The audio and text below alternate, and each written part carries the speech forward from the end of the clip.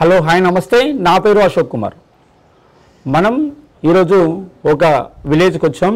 ఆ విలేజ్లో డెవలప్మెంట్ ఏ విధంగా ఉంది, మెర్జ్గా ఉన్న గ్రామ పంచాయతీ నుంచి కొత్త ప్రభుత్వం వచ్చిన తర్వాత గ్రామ పంచాయతీ వేరు చేసి వీళ్లకు సపరేట్ గ్రామ పంచాయతీ చేసుకున్నారు. ఆ తర్వాత ఇంతకు ముందు ఉన్న అభివృద్ధి ఏంటిది, గ్రామ పంచాయతీ అయిన తర్వాత అభివృద్ధి ఏంటిది, అసలు ఏం జరుగుతుంది, ఏం జరిగింది, ఇంతకు ముందు జరిగింది ఏంటిది, ఇక ముందు జరిగేది ఎంత అనే విషయాలు మనం సిద్దిపేట జిల్లా ములుగు మండలం దాసర్లపల్లి గ్రామంలో ఉన్నాం. సో ఈ గ్రామం ఇంతకు ముందు గత సంవత్సరాల నుండి అచ్చాయపల్లి గ్రామ పంచాయతీకి మెర్జ్డ్గా ఉండే.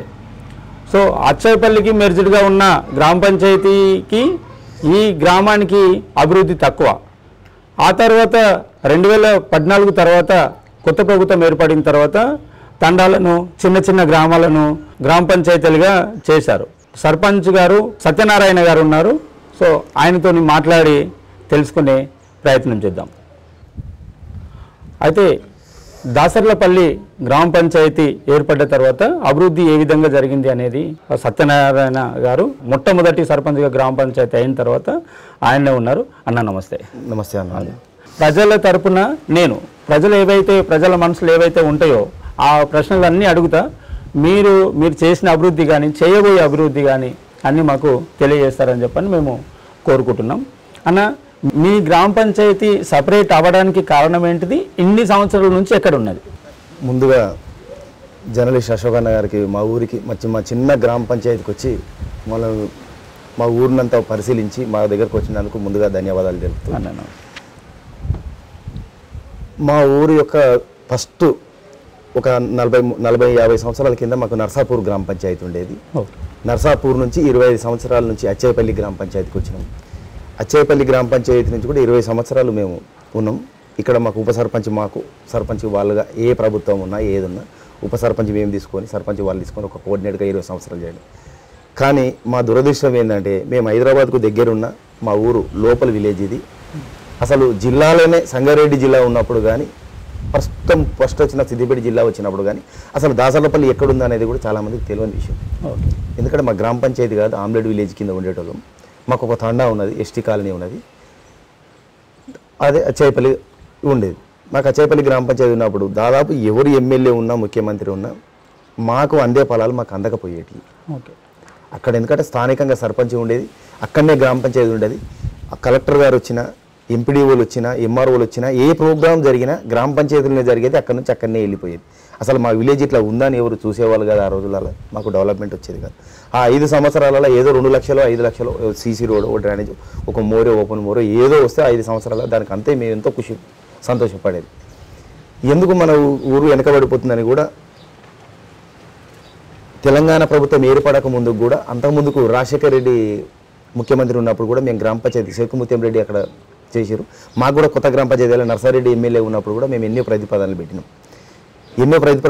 విలేజ్ మ్యాప్లు, ఆ విలేజ్ ఈ విలేజ్ ఇవన్నీ తీసుకుపోయి గ్రామ పంచాయతీ కోసం ఎంతో సంగారెడ్డి కలెక్టర్ గారు ఉన్నప్పుడు కూడా అక్కడ కూడా ప్రయత్నం చేసినాం. అయినా అప్పుడు గ్రామ పంచాయతీ మా దురదృష్టం అప్పుడు కాలేదు. తర్వాత తెలంగాణ ప్రభుత్వం ముఖ్యమంత్రి చంద్రశేఖరరావు గారు వచ్చిన తర్వాత కొత్త గ్రామ పంచాయతీలుగా చేసి మా గ్రామ పంచాయతీ సపరేట్ చేసినందుకు ఆయనకు ప్రత్యేకమైన ధన్యవాదాలు తెలుపుతున్నాం.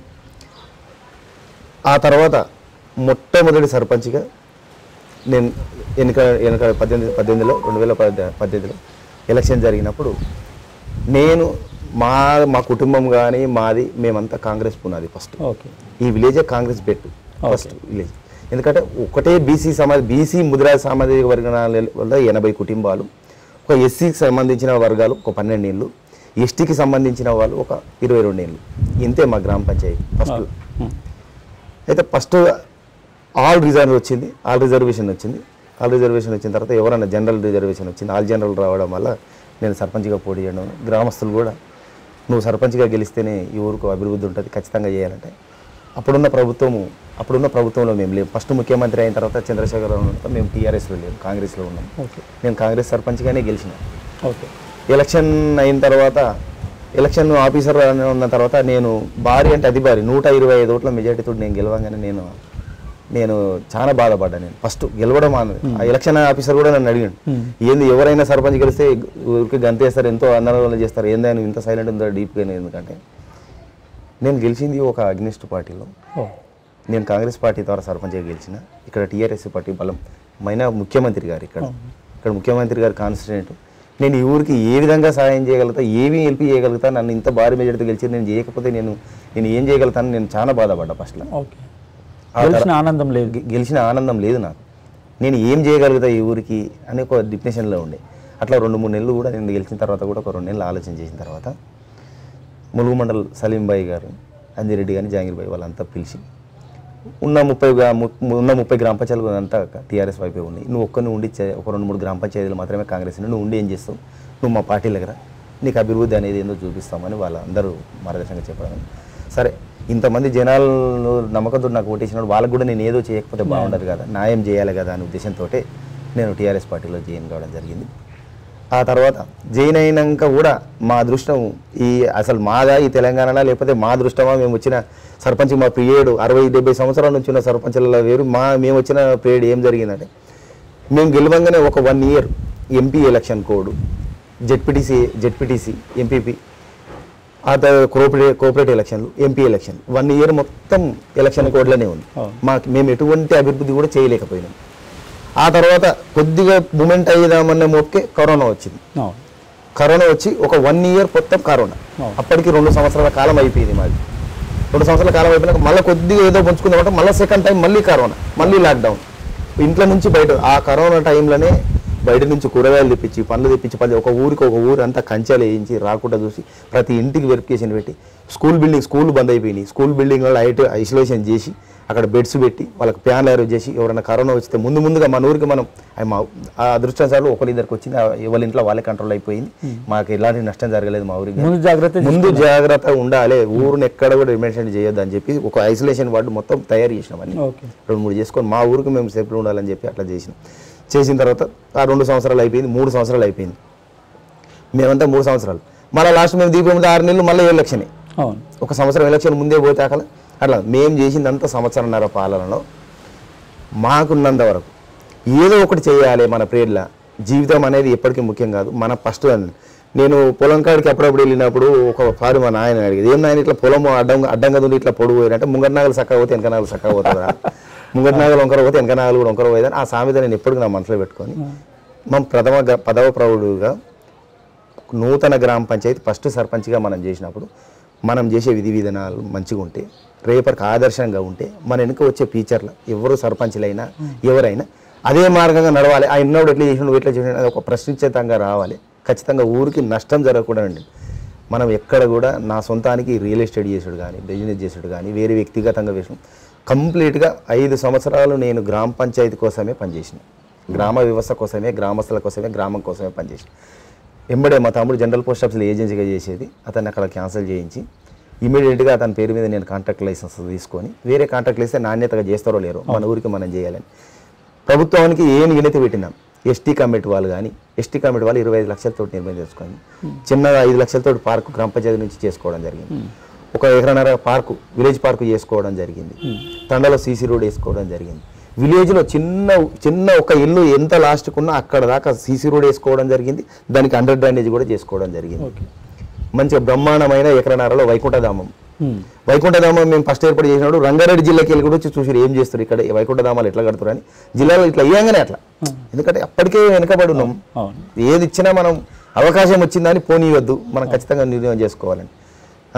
గడా నుంచి కానీ, ఎన్ఆర్జీఎస్సీ నుంచి కానీ, ప్రధానమంత్రి ఏ వర్క్ వచ్చినా మంచిగా అక్కడనే 2 ఎకరాల స్థలం తీసుకున్నాం. అక్కడనే నర్సరీ ఏర్పాటు చేసుకున్నాం, బ్రహ్మాండమైంది. డంపింగ్ యార్డ్ నిర్మాణం చేసుకున్నాం, వైకుంఠధామం నిర్మాణం చేసుకున్నాం, వీళ్ళు కంప్లీట్గా సీసీ రోడ్లు నిర్మాణం చేసుకున్నాం, డ్రైనేజీ నిర్మాణం చేసుకున్నాం. చాలా మటుకు మేము చేయడం జరిగింది. మేమే కాదు, మా గ్రామస్తులు ఎవరిని అడిగినా చెప్తారు ఏం చేసినామనేది. ఒక అభివృద్ధి మీరు కూడా చూస్తారు. మేము ముందే ఎంత చక్కటి గ్రామ పంచాయతీ కూడా కట్టుకున్నాం 30-35 లక్షలతో. అమౌంట్ జరపకపోతే కూడా జీపీ నుంచి వెళ్ళాను. మాకు అన్న వాస్తవానికి మాదంతా 125-126 హౌజెస్ మాత్రమే. ప్రభుత్వంలో నీటి పన్ను వసూలు చేసేది లేదు. సెక్రటరీ గారు కూడా ఓన్లీ ఇంటి పన్ను వసూలు చేస్తే 30,000 నుంచి 40,000 అయితే ఎక్కువ అన్నాయి. మాకు 3-4 కార్మికులు, 3-4 సఫాయి కార్మికులు, ఇందులోనే చెత్త ట్రాక్టర్ గ్రామ పంచాయతీ నుంచే చెత్త ట్రాక్టర్ కొనుక్కోవడం జరిగింది, ట్యాంకర్ కొనుక్కోవడం జరిగింది. ఇవంతా ఈ మల్టీపర్పస్ వర్కర్స్ కోసం చేయడానికి మాత్రమే అసలు ఎట్లా చేసినామో మాకు అంత ఇబ్బంది పడుకుంటూ కూడా ఎక్కడ కూడా నిర్లక్ష్యం కావద్దు, మున్సిపల్ సిబ్బందికి కూడా ఇబ్బంది కావద్దు, ఎవరికి ఇబ్బంది కావద్దు అని నానా ఆలోచించి ఇంత మటుకు అభివృద్ధి చేసుకోవాలి. అయితే మీరు అంటున్నారు కదా ఇప్పుడు సీసీ రోడ్లు అండర్ గ్రౌండ్ డ్రైనేజ్ చేసిన అని చెప్పని అంటున్నారు కదా, అంటే మెర్జ్లో ఉన్న అప్పుడు ఆ గ్రామ పంచాయతీకి ఉన్న టైంలో మీకు కాలేదన్న. ఓన్లీ ఓపెన్ డ్రైనేజ్ అనేది ఒక 2-3 గల్లీలకు ఇచ్చిరు. అది ఎంబడే ఓపెన్ ఉండడం వల్ల మన విలేజ్ బల్రు ఎడ్లు మేకలు గొర్రెలని పోవడం వల్ల అవి ఎంబడెంబడి మొదలని కొలప్స్ అయిపోయినాయి. నేను చాలా మంది ఇప్పుడు ఆ సమస్య లేదు, వాళ్ళ ఇంటి కూడా వస్తే వీళ్ళింటి కూడా ఎంతో మంది లేడీస్ జుట్లు పట్టుకొని కొట్టుకున్న రోజులు ఉన్నాయి, ఎంతో మంది గొడవలు కొట్టుకొని. నా అండర్ డ్రైనేజ్ చేసుకుని కారణం అదే, ఒకళ్ళ ముందులో నీళ్లు పోతే వాళ్ళు కొట్టుకొని ఆ పంచాయతీలు తట్టుకోలేకపోయినాం. దాని గురించి అండర్ గ్రౌండ్ చేసిన వల్ల ఇప్పుడు ఆ సమస్య మా దగ్గర లేకుండా.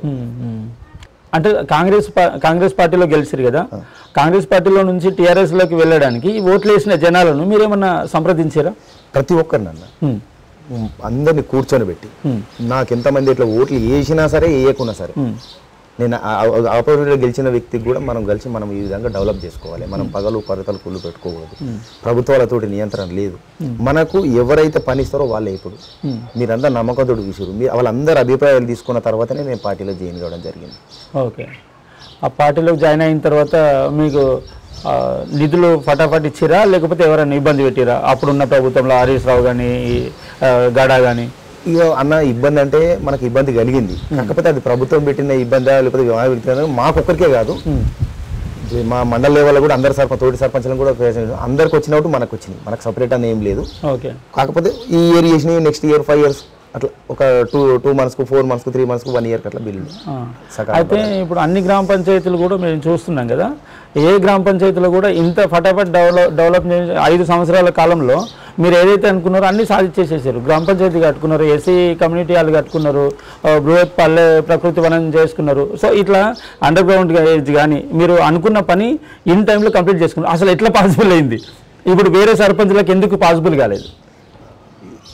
నేను దృఢంగా అన్న, నేను వేరే బిజినెస్ లేకుండా ఓన్లీ గ్రామ పంచాయతీ అభివృద్ధి కోసమే నన్ను నమ్మి ఓట్లు వేసారు. నన్ను నమ్మి నా మీద పెట్టుకున్న నమ్మకాన్ని నేను ఒమ్ము చేయదు. ఇంకోటి ఏంటంటే కొత్త గ్రామ పంచాయతీ మనం ఏదైతే మార్గంగా నడుస్తామో రేపు వచ్చే సర్పంచులు కూడా అదే మార్గంగా నడవాలి. మనకు ప్రభుత్వం ఏది శాంక్షన్ ఇచ్చినా వితిన్ 2 months 3 months మనం వర్క్ కంప్లీట్ చేసినాం. బిల్లు వస్తుందా తర్వాత వస్తుందా కాదు, మన సొంత డబ్బులు పెట్టి. ఇంకోటి కూడా నేను చేసిన దాంట్లో కూడా నా యొక్క వార్డు నెంబర్లు, మా కోఆప్షన్ నెంబర్లు చాలా సపోర్ట్గా, డబ్బులు కూడా నా దగ్గర లేవు అంటే ఇమీడియట్గా అందరం ఒక ఉన్న గ్రామ వ్యవస్థ కూడా మేము పరిపాలన వార్డు నెంబర్లు కావచ్చు, కోఆప్షన్ నెంబర్లు అంతా కూర్చొని మనకి ఈ పని వచ్చింది, దీన్ని ఇమీడియట్గా మనం వాడుకోవాలి, మనం నీళ్ళకి చేసుకోవాలంటే కూడా వాళ్ళ సహకారంతో కూడా నేను 50% పెట్టినా వాళ్ళు 50% అందరు కలిసి ఇచ్చారు. బిల్లులు వచ్చినాక ఫస్ట్ వాళ్ళకి ఇచ్చిన తర్వాతనే నేను తీసుకున్నాను మళ్ళీ కూడా. ఓకే, అంటే గ్రామస్తులు కూడా మీకు సపోర్ట్ చేసి ఖచ్చితంగా. అసలు నిజానికి కూడా నా గ్రామ ప్రజలు కూడా దేవుళ్ళే. ఫస్ట్గా జీవితం అనేది శాశ్వతం కదా. నేను ఎన్నో వెళ్ళుడుకుని నేను అసలు నేను సర్పంచ్గా నాకు ఫస్ట్ నేనున్నా లేకున్నా నా ఫ్యూచర్ అంతా ఉండేదంతా ఒక 10వ గ్రామ పంచాయతీ పౌరుడుగా నాకు ఆ బాధ్యత ఇచ్చిందే నా ప్రజలు. అవును, వాళ్ళ సహకారం లేకపోతే నేను ఈ పనులు చేసేవాడిని కానీ నాకు ఖచ్చితంగా నా గ్రామస్తులు నా మీద సహకారంతో గ్రామస్తులు ఓట్లు వేసిన తర్వాత కూడా వార్డు నెంబర్లు కూడా నాకు ఒక్క వార్డు నెంబర్ అగ్నిస్ట్గా ఉండే టీఆర్ఎస్ తరఫున, మిగతా అన్ని కూడా కాంగ్రెస్ వార్డులే. ఆ ఒక్క వార్డు నెంబర్ తోడు కూడా ఆమె కూడా గ్రామ పంచాయతీలు పిలిచి ఏ అభివృద్ధి అయితే బాగుంటుంది ఆమె లేకుంటే కూడా ఆ ఒక్క వార్డు నెంబర్ లేకపోతే కూడా గ్రామ పంచాయతీ మీటింగ్ కూడా క్యాన్సిల్ చేసిన రోజులు చాలా సార్లు ఉన్నాయి. ఎందుకంటే యూనిట్గా ఉండాలి, అందరం ఉండాలి. తప్పనిసరి పరిస్థితులు లేనప్పుడు మాత్రమే కానీ, లేకపోతే మా సెక్రటరీ గారు వాళ్ళు మేము 6 3 ఉన్నా సరిపోతుంది, 4 ఉన్నా సరిపోతుంది అన్నట్టు కూడా అట్లా కాదు. ప్రతి ఒక్కరి అభిప్రాయం అనేది ఉండాలి, అది మంచి అయినా చెడైనా అట్లా ఆ విధంగా నడిపించడం. అయితే 2021 అనే బెస్ట్ గ్రామ పంచాయతీ అవార్డు తీసుకోవడం జరిగింది. కలెక్టర్ వెంకటరామరెడ్డి గారు ఉన్నారు అప్పుడు. బెస్ట్ గ్రామ పంచాయతీ అవార్డు కూడా మేము తీసుకోవడం జరిగింది ఈ విలేజ్ డెవలప్మెంట్ కోసం. అంటే కలెక్టర్ కాదు, ఎంతో మంది కూడా ఇప్పుడు మేము గ్రామ పంచాయతీ కట్టినా, ఎస్టీ కమిటీ వాళ్ళు కట్టినా, లేకపోతే వైకుంఠధామం కట్టినా, ఇంతకుముందుకు వచ్చి ఏఈ అనే చక్రధారు ఉండే, డి ప్రభాకర్ సార్ ఉండే, వాళ్ళు ప్రతి ఒక్కరికి చెప్పేది మీరు ఫస్ట్ ఆ దాసరపల్లికి ఉండే అడుగు చూసి రాకండి, వాళ్ళను ఎట్లా సార్ డిజైన్ ఎట్లా ఏముండే సార్ ఏది అని వాళ్ళని అడిగితే నా ముందు నాకు ఫోన్ చేసి చెప్పేది, అదే పలానూరు సర్పంచ్ వస్తున్నాడు కొంచెం చూపి దగ్గర ఉండి అని చెప్తే అట్లా వాళ్ళని దోలుకపోయి వాళ్ళు డి గారు కానీ ఏఈ గారు కానీ ఫోన్ చేస్తే వాళ్ళని దోలుకొచ్చి మేము అంతా చూపించేది నువ్వు ఇట్లా చేసిన విధానం. వాళ్ళు వచ్చేంత ఫోటోలు వీడియోలు అంతా తీసుకొని మా నెంబర్ తీసుకుపోయి వాళ్ళు కూడా చేయడం జరిగింది. అట్లా అని మేము ఫస్ట్ 2021లోనే బెస్ట్ గ్రామ పంచాయతీ అవార్డు కూడా తీసుకోవడం, ఆదర్శ గ్రామంగా కూడా మండలంలోనా లేదు కలెక్టర్ జిల్లాలో తీసుకున్నాం. జిల్లాలోనా అంటే మండల్ బెస్ట్ ములుగు మండల్లో బెస్ట్ గ్రామ పంచాయతీ బెస్ట్ ఉత్తమ గ్రామ పంచాయతీ అవార్డు కూడా చేసుకోవడం జరిగింది. గ్రామంలో ఉన్న అభివృద్ధి పథంగా ముందుకు వెళ్తున్నారు. అయితే 40 సంవత్సరాల నుంచి మీ పేరే బయటికి రాలేదని అంటున్నారు కదా, ఉప సర్పంచ్గా ఎవరున్నారు అప్పుడు? ఫస్ట్ గణపురం నరసయ్య ఆయన చేసిండు, తర్వాత గంగాధారి నరసయ్య చేసిండు, తర్వాత మన్నె శ్రీనివాసన్ లాస్ట్ నాకంటే ముందు మన్నె శ్రీనివాసన్. వీళ్ళందరూ కూడా అక్కడ సర్పంచ్ని అడిగి మాకు ఏదో కొంచెం డెవలప్ కావాలి, మేము ఓట్లేస్తే కూడా మీరు సర్పంచ్ అయ్యారు కదా అనేది ఎప్పుడు క్వశ్చన్ రాలేదా? అంటే మనం ఎలక్షన్ టైంలో 60-30 ఏళ్ళ నుంచి రాజకీయంలో ఉన్న ఎలక్షన్ టైం ఏమి ఉండే, తర్వాత ఎవరు బిజినెస్ వాళ్ళు చేసుకునేది. మీరు ఎందుకు చేస్తలేరు, మీరు ఏం చేస్తలేరు అంత ప్రశ్నించటోళ్ళం కాదు. అంత అవగాహన కూడా అప్పుడు లేకుండే రాజకీయం మీద, మాకు వర్క్ మీద కూడా. అయితే అంత అవగాహన లేకుండే. వాళ్ళ స్థాయికి తగ్గట్టు ఉప సర్పంచ్ వాళ్ళ స్థాయి తగ్గట్టు వాళ్ళు చేసారు, కొద్దిగా గొప్ప ఎంత కొంత చేసి డెవలప్ ఇంత పూర్తి డెవలప్ కాలేదు. ఇప్పుడు తండాలో కూడా చూసి వచ్చినాము, మొత్తం సీసీ రోడ్లు వేయించారు. ఇప్పుడు ఇంతకు ముందు ఉన్న సర్పంచ్ చేసిండు అక్కడ. ఇంతకుముందు ఈశ్వర్ సింగ్ గ్రామ పంచాయతీ అచ్చాయిపల్లి ఉన్నప్పుడు తండా కొంచెం అనుకూలంగా సందేశాలు ఉండే ఆయన కూడా సీసీ రోడ్లు చేసిండు. అప్పుడు అది కూడా టీఆర్ఎస్ ప్రభుత్వంలో చేసిండు. ఇప్పుడు ఎస్సీ కమ్యూనిటీలు అయితే మీరు వచ్చినాకనే డెవలప్ చేశారు. ఎస్సీ కమ్యూనిటీల్లో అక్కడ కూడా ఇప్పుడు ట్యాంక్ దగ్గర కానీ ఆ రోడ్లు కానీ ఒక సీసీ రోడ్లు చేసినాం. తండాలో కూడా సీసీ రోడ్డు ఎస్టీ కమిటీ వాళ్ళు చేసినాం. ఇప్పుడు వాళ్ళకి ఏదైనా ప్రభుత్వం తరపున ఏదైనా అవకాశాలు వస్తే వాళ్ళందరికీ మీకు ఫలాలు అందిస్తున్నారా? ఖచ్చితంగా అందించినామన్న. దగ్గర తండల ఒక 5-6 సీఎం రిలీఫ్ ఫండ్ ఇప్పించడం జరిగింది.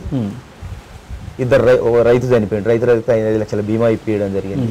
పెన్షన్ కొంతమంది రాకపోతే ఇప్పించడం జరిగింది. కొంచెం మూగా చెవుడులకు కూడా వాళ్ళకి తెలియదు, ఇక్కడ లోకల్ విలేజ్ వాళ్ళందరూ తీసుకపోయి కూడా ఏ బెనిఫిట్స్ ప్రభుత్వం నుంచి వచ్చినా వాళ్ళ ఏదొచ్చినా ఇప్పుడు ఒక్కటి మనం ప్రజలకు సేవ చేద్దామని వచ్చిన వాళ్ళం. మన ఇంట్లో తెలిస్తేనే మనం ఏం బాధపడతలేదు. ప్రభుత్వం ఫలాలు అందిస్తుంది, అవి ఎవరు ఎలిజిబుల్ ఉన్న క్యాండిడేట్కు చేరాలన్నదే మనం లక్ష్యంగా ముందుకెళ్ళి ఇప్పుడు ఇక్కడ ఈ విలేజ్లో కూడా అందరికీ పెన్షన్స్ కానీ ఇటువంటి ఏమన్నా చేస్తారా? చేసినాం. ఇప్పుడు 57 దాటిన వాళ్ళు కూడా కొంతమందికి మధ్యలో ఒకరిద్దరికి మిస్ అయ్యింది. మిగతా వాళ్ళకి 7-8 మంది కూడా అందరికి ఇప్పుడు పింఛన్ వాళ్ళందరికీ కంప్లీట్గా వస్తున్నాయి మా దగ్గర. 57-60 ఏజ్ బిలో ఉన్న వాళ్ళకైతే ప్రతి ఒక్కరికైతే పింఛన్ వస్తుంది. సో ఇప్పుడు మీకు ప్రజలకున్న అనుబంధం చాలా బాగుంది. సో ఇప్పుడు ప్రజలు మీ గురించి ఏమనుకుంటున్నారు? నేను మంచి చేసినా చెడు చేసినా అది వాళ్ళ మనం ఏమి ఇంతవరకు కూడా ఇప్పుడు ఇంకా జనాలలో కూడా అసలు ఎలక్షన్ పర్పస్ వస్తుంది, మరి ఎలక్షన్ అవుతుంది ఏ విధంగా అంత ఇంతవరకు అయితే మనం ఎవరిని టచ్ చేయలేదు. సో ఇప్పుడు ఇంకా ఏమి డెవలప్ మిగిలిపోయింది? లాస్ట్ నేను సర్పంచ్ దిగిపోయేటప్పటికి ఎస్సీ కమిటీ వాళ్ళు ఒక 20 lakhs శాంక్షన్ ఇవ్వడం జరిగింది. ఆల్రెడీ ప్రొసీడింగ్లు కూడా వచ్చినాయి. దాన్ని అది 20 లక్షలు 10 లక్షల కంటే దాటడంతో అది జిల్లా లెవెల్ టెండర్ అయ్యేసరికి మేము అది టెండర్ ప్రాసెస్ పూర్తి కాకముందుకే మా పదవికాలం అయిపోయింది. ఇంకోటి 60 లక్షలు ఇన్స్ట్రుమెంట్ వేసినాం. ఇప్పుడు మీరు చూసారు తండ ఎస్టీ కాలనీలో దానికోసం 60 లక్షలు ఇన్స్ట్రుమెంట్ వేసారు, అది కూడా వచ్చిండే. అది ఒకటి ఎస్సీ కమిటీ వాళ్ళు ఒకటి, ఇంకొంచెం ఒక 70 మీటర్లు ఒకటి ఉండే. ఇవి ఒక దగ్గర అన్ని కలిసి ఒక 40-45 లక్షల వర్కులు అన్ని ఆల్రెడీ నేను ఒక 2-3 డీడీలు కూడా కట్టి టెండర్ ప్రాసెస్ కూడా కావడం జరిగింది. అవి అయిన తర్వాత ప్రభుత్వం వెంబడే మారడం మా దురదృష్టం. వెంబడే జిల్లాకున్న ఇవి ఏవైతే పాత గవర్నమెంట్ ఇచ్చిన అసెస్మెంట్లు ఉన్నాయో అవన్నీ వచ్చిన ప్రభుత్వం అంతా రద్దు చేసేసి దాంట్లో అన్ని వెళ్ళిపోయినాయి. అవి ఇంకా కొలాప్స్ అయిపోయినాయి. ఇంకా మా దగ్గర కావాల్సిన ఏమి మహిళా బిల్డింగ్ ఉన్నది, ఎస్సీ కమిటీ వాళ్ళు ఉన్నది, బీసీ కమిటీ వాళ్ళు లేదు. ఇవన్నీ నిర్మాణం చేసేటి ఇంకా చాలా ఉన్నాయి. జరిగింది ఎంత ఉందో అంతకంటే కూడా ఇంకెక్కువ కూడా పెండింగ్ ఉన్నాయి. ఎందుకంటే 60-70 సంవత్సరాల నుంచి కానీ 5 సంవత్సరాలనే అన్ని కావాలి ఎంత కావాలనుకున్నావు. ఆ కరోనా విపత్తు కావచ్చు, లేకపోతే ఎలక్షన్ పీరియడ్ కావచ్చు, లేకపోతే అన్ని కొన్ని మాకు కూడా నేను కూడా ఇంత డెవలప్మెంట్ చేసిందన్న పేరు నాకు ఉన్నది. కానీ నా దృష్టిలో మాత్రం నేను అనుకున్న దాంట్లో పావులంతు కూడా వేయలేదు అనుకుంటున్నాను. నేను సర్పంచ్గా వచ్చినప్పుడు నేను చేయాలనుకున్న దాంట్లో 50% కూడా నేను చేయలేదు.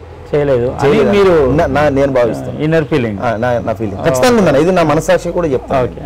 నేను అనుకున్నది చాలా ఉండే.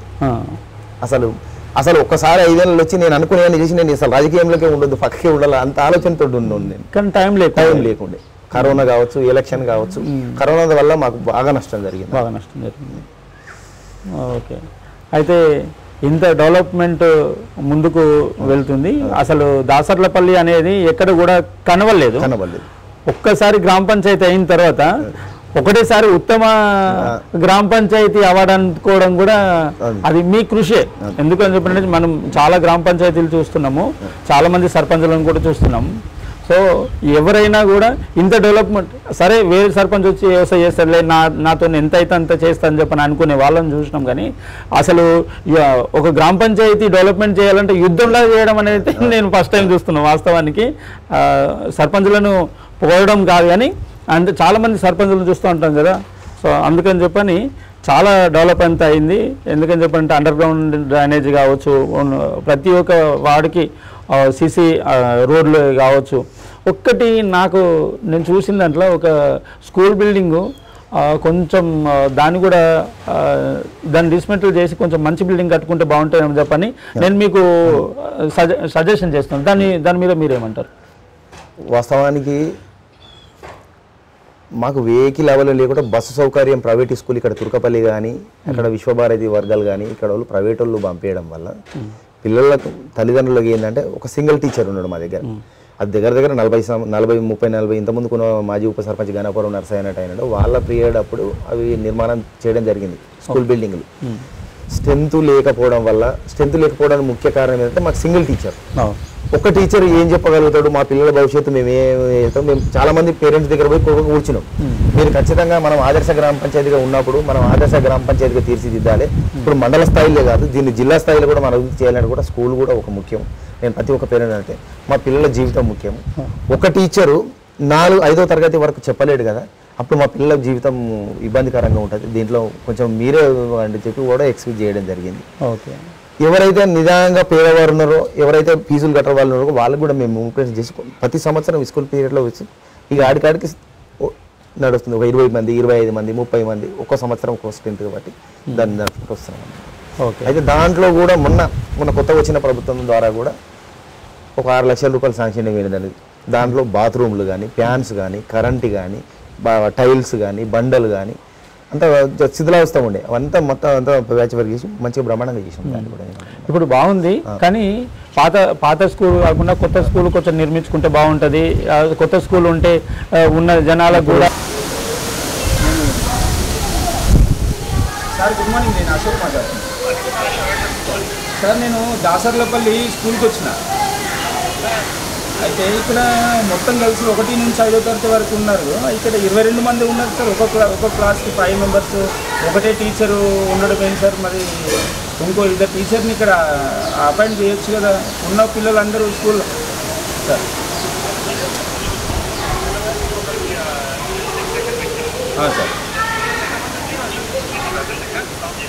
సార్ చూడలేదు సార్.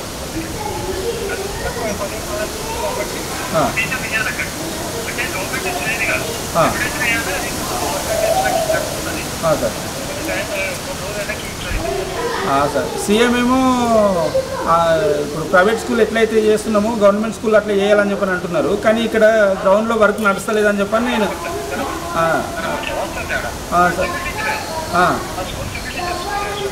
అంటే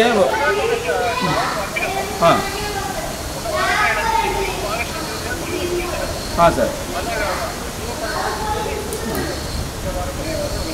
ఒకరిని ఇవ్వండి సార్. ఈ సర్పంచ్ సహకారం తీసుకొని ఇక్కడ మళ్ళొకసారి మేము రమ్మంటే మేము కూడా మీకు సపోర్ట్ చేస్తాం. కొంచెం డెవలప్ చేయండి సార్, గవర్నమెంట్ స్కూల్ డెవలప్ చేయండి.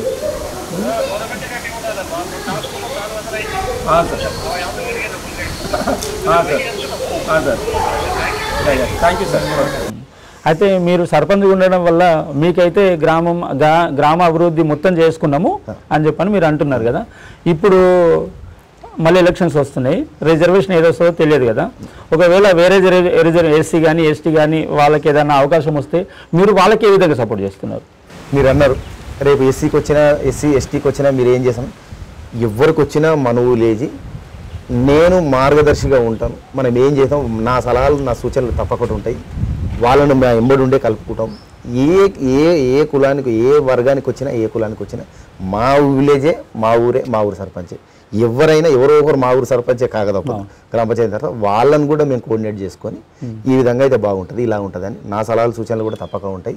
అందరు కలుపుకొని ఇంకా ఇంకా ఇంకా బాగా అభివృద్ధి చేయాలనే ఆలోచనతో ఉంటుంది. ఊరంతా ఏకమై మాకు ఈయననే సర్పంచ్ ఉంటే బాగుంటుంది అని చెప్పి అనేది ఏకగ్రీవంగా ఎన్నుకుంటున్నారు.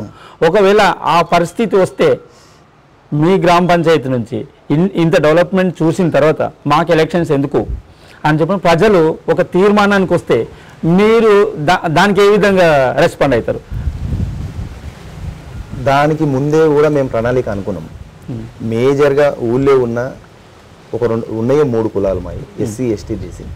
వాళ్ళ పెద్దవాళ్ళు కానీ లేకపోతే ఇందుకున్న సీనియర్ నాయకులతో కూడా మేము చర్చించినాం. మరి అన్ని ఆదర్శ గ్రామ పంచాయతీ ఏకగ్రీవంగా జరుగుతున్నాయి. మరి దాని విషయం ఏంటంటే అంటే మా లోపల మేము చర్చ ఏం జరిగిందంటే ప్రభుత్వం అనేది రిజర్వేషన్ కల్పించడం కంపల్సరీ ఉంటుంది. అప్పుడు ఏ రిజర్వేషన్ వస్తుంది ఎవరు వస్తుంది ఎవరిని ముందే అని మనం అనుకోలేం. కాబట్టి రిజర్వేషన్ ఏర్పడిన తర్వాత ఊరంతా కూర్చొని ఏ రిజర్వేషన్ వచ్చినప్పుడు ఆ రిజర్వేషన్లో ఉన్న ఎలిజిబుల్ క్యాండిడేట్ ఎవరు, ఊరికి ఎవరైతే సేవ చేయగలుగుతారు, ఎవరైతే ధర్మానంగా నడవగలుగుతారు వాళ్ళు ఎవరిని అనేది అప్పుడు కూర్చున్నాక ఎవరు అనేది మాట తీద్దాం. అప్పటి వరకు ఇప్పుడు ఎవరినో ఒకరిని ముందలు పెట్టుకుంటే మనం గొడవ పెట్టుకున్నట్టు ఉంటుంది తప్ప ఓకే ఇప్పుడు ఆ ప్రస్తావన వద్దని చెప్పి వదిలేసినాం. ఓకే, ఒకవేళ ఆ అవకాశం వస్తే మాత్రం మీరు ఖచ్చితంగా ప్రయత్నం చేస్తాం. ఇంతకన్నా 100% మీరు పనులు చేయడానికి మీరు రెడీగా ఉన్నారు? ఖచ్చితంగా చేస్తాం. మీరు ఏదైతే అనుకున్నారో ఎస్సీ బీసీ మహిళా బిల్డింగ్ ఉన్నది, ఎస్సీ కమిటీ వాళ్ళు పెండింగ్ ఉన్నది, బీసీ కమిటీ వాళ్ళు పెండింగ్ ఉన్నది. ఉన్న 3 సామాజిక వర్గాలలో ఒక్క వర్గానికి మాత్రమే ఎస్టీ కమిటీ వాళ్ళు నిర్మించడం జరిగింది. ఇంకా 2 సామాజిక వర్గాలు కూడా ఇంకా నిర్మాణం చేస్తున్నారు. వాటికి కూడా స్థల నిర్ధారణ కూడా చేసి పెట్టినాం ఆల్రెడీ. ఓకే, క్రీడా ప్రాంగణం అంత దూరం పెట్టారు కదా, ఇక్కడ ఏదైనా చిన్నగా ఒక అద్దెకరం కానీ ఇంకేదైనా చిన్నగా తీసుకొని ఇక్కడే ఒక క్రీడా ప్రాంగణం లాంటిది పెడితే పిల్లలు కానీ ఇప్పుడు పెద్ద మనుషులు కానీ వాకింగ్ చేసుకోవడానికి పిల్లలు ఆడుకోవడానికి ఏదన్నా ఉంటే బాగుంటుంది కదా, అంత చాలా దూరం ఉంది కదా అని చెప్పనేది నేను మీ క్వశ్చన్ చేస్తున్నా. దానికి మీరేమంటారు? మా దగ్గర అసైన్మెంట్ ప్రభుత్వ భూమి చాలా ఉన్నది. ఓకే, చాలా ఉన్నది. ఆల్రెడీ మేము కొంత డిస్కషన్ చేసినాము. అది సంయుక్తతో పాటు కొంచెం వాళ్ళిద్దరు కోఆర్డినేట్ వల్ల కొంచెం లేట్ అయింది. ఇక అప్పుడు ప్రభుత్వం ఏంటంటే మీరు అర్జెంట్గా పెట్టాలి, ఏదైనా ఒకటి పెట్టాలన్న తోట అక్కడ పెట్టినది. అది శాస్త్రమైనది కాదు. దాన్ని నెక్స్ట్ వచ్చే జనరేషన్లో నెక్స్ట్ వచ్చే సర్పంచ్ పీరియడ్లో ఎవరు ఉన్నా ఖచ్చితంగా క్రీడా ప్రాంగణం ఒక 1 ఎకర్లో చేస్తామని ప్రిపేర్ ఉన్నాం. ఓకే, అంటే ఊరికి దగ్గర చేస్తారా? దగ్గరనే చేస్తాం. ఊరికి దగ్గర చేస్తే ఇప్పుడు అక్కడ తండా ఉన్న దాసరపల్లి మధ్యలో చేద్దామని ఆలోచన. 2 ఊళ్ళకి కూడా కోఆర్డినేట్ వాకింగ్ నడుచుకుని వెళ్ళే విధంగా అక్కడ వాకింగ్ ట్రాక్ కానీ లేకపోతే క్రికెట్ కానీ దేనికైనా ఉపయోగపడేటట్టుగా. ఇప్పుడు మీకు ఎన్ని సంవత్సరాలు అంటే 5 సంవత్సరాలుగా మీరు సర్పంచ్గా ఉన్నారు. ఇప్పుడు యువతకు మీరు ఏం సందేశం ఇస్తారు? ఒకవేళ యువతనే ఇప్పుడు చాలా వాట్సాప్ గ్రూప్లలో యువత సర్పంచ్ రావాలి అంటారు కదా, మీరు ఒకవేళ యువత సర్పంచ్గా వచ్చే అవకాశం ఉందా? ఒకవేళ మీరు సజెషన్ ఏంటిది వాళ్ళకి? నేను గ్రామ యువతకు కానీ గ్రామ ప్రజలకు కానీ గ్రామస్తులకు కానీ నేను ఒకటే వినిపించేది, నేను కూడా 5 సంవత్సరాలకు ముందు ఒక 15-20 సంవత్సరాలు బిజినెస్ వర్కింగ్లో ఉండేటోళ్ళని, రాజకీయంగా వచ్చేటోళ్ళం కాదు. మా దగ్గర ఉన్న దాంట్లో ఎడ్యుకేటెడ్ మ్యాన్లు ఉన్నారు చాలామంది. ఓకే, వాళ్ళకి ఏంటంటే ఎడ్యుకేటెడ్ మ్యాన్కి ఎట్లా ఉంటుంది, వాళ్ళ పిల్లలు కూడా చదివించుకోవాలి, భవిష్యత్తుని ఏర్పాటు చేసుకోవాలి, మేము కూడా మంచిగా ఉండాలని వాళ్ళు ఏం చేశారంటే ఎవరైతే చాలా తక్కువ చదువుకున్న వాళ్ళు, అప్పుడు ఒక 20 సంవత్సరాల కింద చాలా తక్కువ చదువుకున్న వాళ్ళు, ఆ చదువుకున్న వాళ్ళ దాంట్లో కొద్దిమంది ఇక్కడ లేరు. వాళ్ళు చదువుకోగానే వాళ్ళు ఉద్యోగం సిటీ కోసం ఉద్యోగం చేసుకొని వాళ్ళు ఊరు విడిచిపోవడం, వాళ్ళ పిల్లల భవిష్యత్తు కోసం వాళ్ళ చదువుల కోసం ఊరు విడిచిపోవడం. చదువుకున్న వాళ్ళంతా ఊరు విడిచిపెట్టిపోతే మరి ఊరిని ఎవరు పట్టించుకోవాలి, ఊరిని ఎవరు డెవలప్ చేయాలి అనే ఆలోచనతోటే వచ్చి డెవలప్మెంట్ చేస్తుంది. వచ్చే తరాల యువతను కూడా మంచిగా ఇప్పుడు చదువుకున్న వ్యక్తులు కూడా చాలా మంచిగా ఉన్నారు, చాలామంది పిల్లలు ఉన్నారు.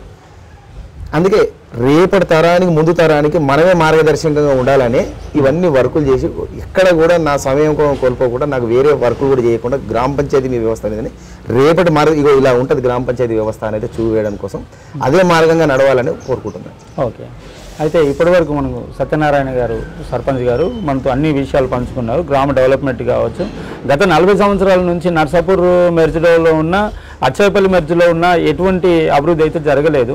ఏదో జరిగినా కూడా అరొకరా జరిగింది. కానీ మాకు మా గ్రామ పంచాయతీ ఇక్కడ ఒక గ్రామం ఉంది అనేది మండలంలోనే తెలిసేది కాదు.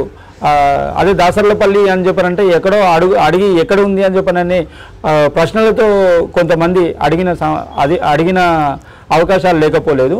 మా దగ్గరికి వచ్చినాక మాకు గ్రామ పంచాయతీ సపరేట్ అయిన తర్వాత ఏదైతే ఉందో చాలా డెవలప్మెంట్ చేసుకున్నాము. ఇంకా కూడా డెవలప్మెంట్ చాలా ఉంది. ఆ డెవలప్మెంట్లో ముందుకు వెళ్తాం. అట్లనే యువత కూడా ముందుకు రావాలి. ఎవరైతే మీ భవిష్యత్తు, మీ పిల్లల భవిష్యత్తు అని హైదరాబాద్ పరిసరాల ప్రాంతాలకు వెళ్ళి అక్కడి నుంచి అక్కడే ఉండకుండా మా గ్రామము, మేము కూడా అదే గ్రామస్తులము, ఆ గ్రామం కోసం మేము కూడా ఎంతో కొంత కష్టపడాలి, మేము కూడా ఎంతో కొంత కృషి చేయాలని చెప్పని అనేది అన్న ఉద్దేశంగా చెప్తున్నారు. సో ప్రతి ఒక్కరికి డెవలప్మెంట్ విషయంలో ఇంటికి గవర్నమెంట్ ఫలాలు కావచ్చు, ఇంకేదైనా ప్రతిఫలాలు కావచ్చు, ఏదైనా కూడా ఇప్పించడానికి నేను రెడీగా ఉన్నాను. సో ఇంకో విషయం కూడా చెప్పారు, ఏ సర్పంచ్ వచ్చినా కూడా వాళ్ళకి నేను బాసటగా నేను ముందుగా ఉంటా. ఒకవేళ వేరే ఏ సర్పంచ్ గెలిచినా కూడా ఈ విధంగా డెవలప్మెంట్ ఈ విధంగా చేసుకోవాలి నేను అని చెప్పి నేను సజెషన్ ఇవ్వడానికి కూడా నేను రెడీగా ఉన్నాను. నేనే గెలవచ్చు, ఇంకెవరైనా ఒకవేళ నేనే వస్తే ఇంకా నా ఆలోచనకు తగ్గట్టు ఇంకొంచెం ముందుకు 100% తీసుకెళ్తా అని చెప్పని అన్న అంటున్నారు. సో గ్రామస్తులు ఇటువంటి సర్పంచ్ ఉండడం ఒక మట్టుకు చాలా మంచిది. చాలా గ్రామ పంచాయతీలు చూస్తున్నాం, చాలా ఎక్కడ కూడా అభివృద్ధి చేద్దామని చెప్పారంటే అభివృద్ధికి ముందుకు రారు. ఎంతసేపు మేమేం చేయాలి, మా పిల్లలకి ఏం సంపాదించుకోవాలనే అనే తరుణంలో, అనే రోజుల్లో నేనేంటిది, నేను సంపాదించుకునే సమయం ఉన్నా కూడా, అవకాశం ఉన్నా కూడా గ్రామం కోసం ఇంత డెవలప్మెంట్ చేస్తున్న సర్పంచ్ గారికి నిజంగా కృతజ్ఞతలు తెలియజేసుకుంటున్నాం. అయితే 5 సంవత్సరాలలోనే ఉత్తమ గ్రామ పంచాయతీ అవార్డు తెచ్చుకున్నాడు అని చెప్పానంటే, ఉత్తమ గ్రామ పంచాయతీ అవార్డు తెచ్చుకోవడం అయితే అది అందరికీ సాధ్యం కాదు. ఎందుకు అని చెప్పారంటే గ్రామంలో, మండలంలో 26 గ్రామాలు ఉంటాయి. 26 గ్రామాల్లో ఒకటే గ్రామానికి ఉత్తమ గ్రామ పంచాయతీ అవార్డు వచ్చింది అని చెప్పానంటే ఇంకా 25 గ్రామాలు పరిస్థితి ఏముంది అని చెప్పనేది కూడా ఇక్కడే మనము క్లారిటీ తెచ్చుకోవచ్చు. అందుకని చెప్పని గ్రామ ప్రజలను ఉద్దేశించి ఒకవేళ కాంగ్రెస్ పార్టీలో గెలిచి టీఆర్ఎస్లోకి పోవడానికి కూడా గ్రామస్తుల అభియోగం తెలుసుకొని, వాళ్ళ ఆలోచన తెలుసుకొని ముందుకెళ్ళడం కూడా చాలా మంచిదన్న. ఇది ఎవరు చేయరు. సర్పంచ్ అయితే గెలిచినాము, నువ్వేంటిది ఓటేసినావు అయిపోయింది, మళ్ళీ ఓట్లప్పుడు చూసుకుందామా అనే చాలామంది చూసినాం. కానీ మీలాంటి ఉద్దేశం చాలా తక్కువ. సో ఇప్పుడు మీకు గ్రామ పంచాయతీకి ఉన్న ఎస్టీ వార్డు కావచ్చు, ఎస్సీలు కావచ్చు, అలానే బీసీలు ఎక్కువ మంది ఉన్నారు. వీళ్ళకు కూడా ఇంకొంచెం మంచిగా ముందుకు తీసుకెళ్ళండి. చదువుకున్న యువతకి మీరు ఆదర్శంగా నిలవాలి. ఈ విధంగా ముందుకైతే వెళ్తున్నాడు అన్న. థ్యాంక్ యూ అన్న. మా ఊరికి వచ్చినందుకు ధన్యవాదాలు.